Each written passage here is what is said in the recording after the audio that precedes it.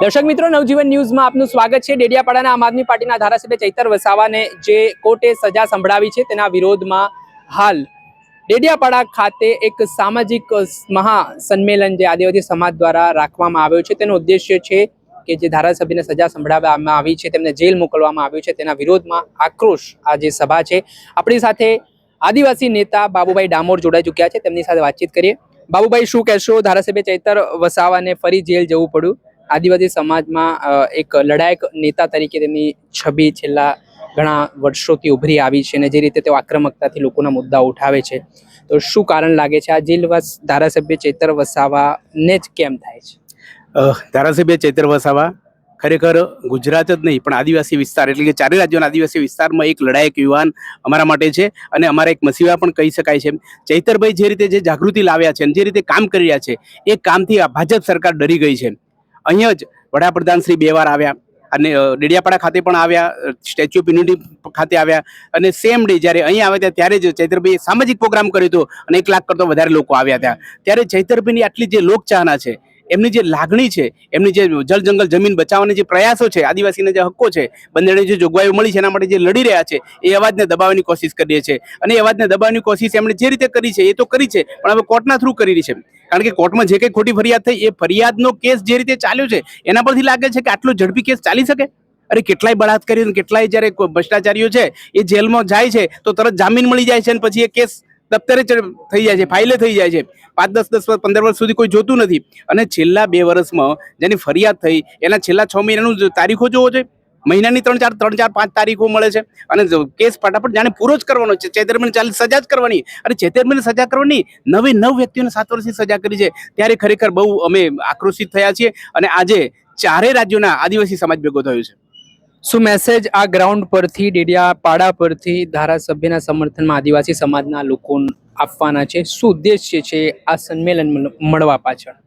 પહેલા તો ભાજપ સરકારને જ અમે કહેવા માંગીએ છીએ કે ભાજપ સરકાર જે તાનાશાહી કરી રહી છે, જે કંઈ અવાજ છે આદિવાસી સમાજમાં, જે કંઈ લોકશાહીને બચાવવા માટે કોશિશ કરે છે, જે જંગલ જમીનને બચાવવા માટે કોશિશ કરે છે, એમને અવાજને દબાવવાની કોશિશ કરે છે। ચૈતરભાઈ એકલા નહીં, ઘણા બધાને પણ આ રીતની હેરાન કરી રહી છે પણ એનો મુખ્ય વ્યક્તિ કોણ? તો કે ચૈતરભાઈ।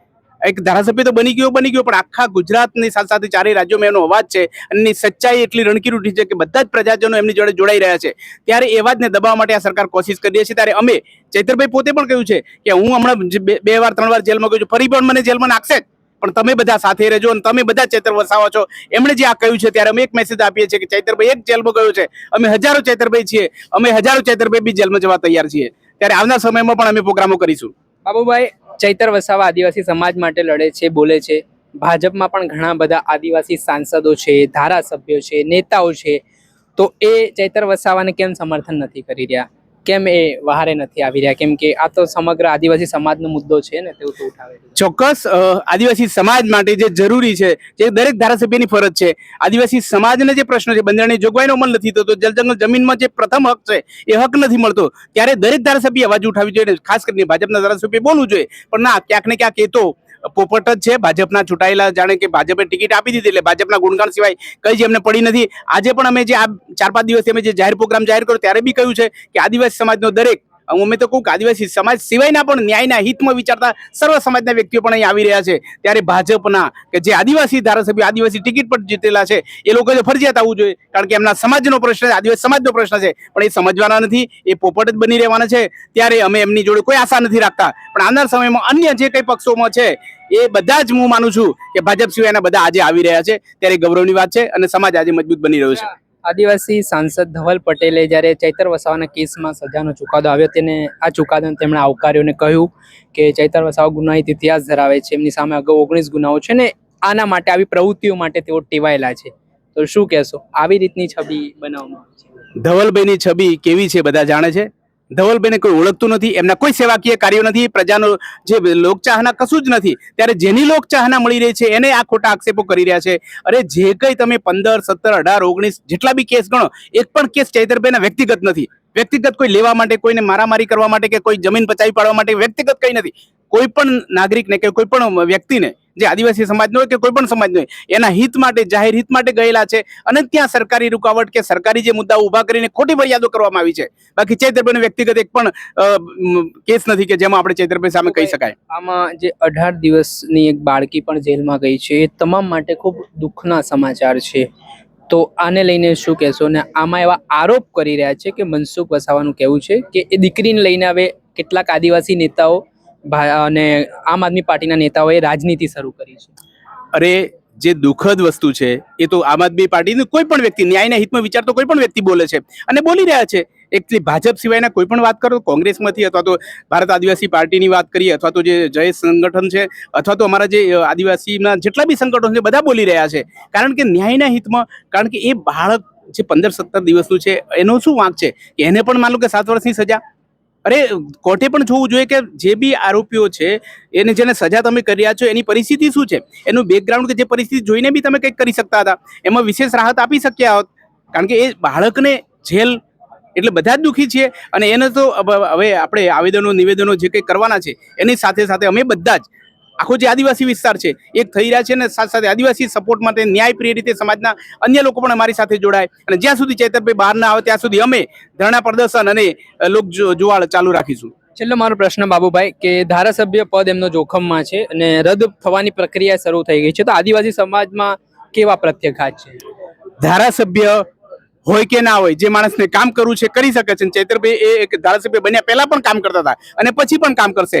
અને ભલે જેલમાંથી હમણાં અમે જે હાઈકોર્ટની વાત છે કે સુપ્રીમ કોર્ટની વાત છે ત્યાં કોશિશ કરીશું કે બહાર આવે અને એ એમનું ધારાસભ્ય પદ હમણાં જો રદ થાય તો બી પાછું મળશે જ. અને છતાંય જો બી ત્યાં પણ અમને ન્યાય ન મળે, ત્યાં પણ વિલંબ થાય અને જો સરકાર ફરી ચૂંટણી કરી દે તો પણ અહીંથી જે કંઈ આદિવાસી સમાજમાંથી સારા વ્યક્તિને આ સમાજ ચૂંટી લાવશે. વડાપ્રધાને આવ્યા હતા ડેડિયાપાડા, અહીંયા સામે જ એમણે સભા કરી હતી.